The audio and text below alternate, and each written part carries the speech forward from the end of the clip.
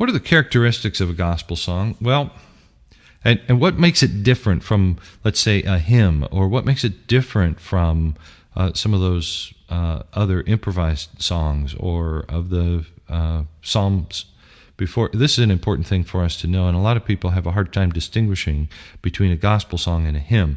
Hopefully, by the time we get done with this little list, you'll have it down clearly. In the first place, it's an emotional-driven text, not intellectual. It's not simply declaring doctrine, but it is emotionally interacting with it in some way.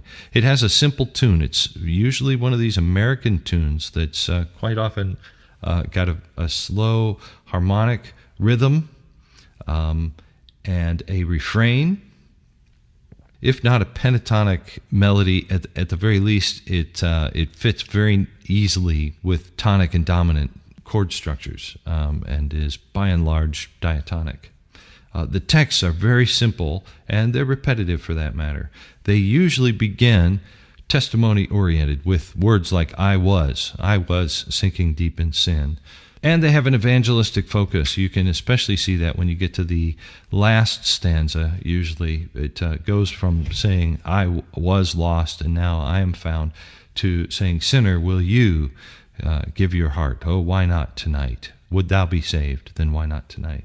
Musically, the music is quite often to a sort of lilting rhythm. It just right from the beginning, it feels different. If you only heard the music, it would sound a lot like a Sousa march or a march by a guy who lived in Cincinnati by the name of Charles Fillmore, the son of A.D. Fillmore, and a member of a Christian church in Cincinnati. He wrote both marches and gospel songs, and the two sound very similar. So they're influenced by what in those days they would consider secular music. I suppose to our ears it all just sounds like sort of schmaltzy, corny music. But in any case, those are some characteristics of the gospel song. See if we can recognize it as we listen to some.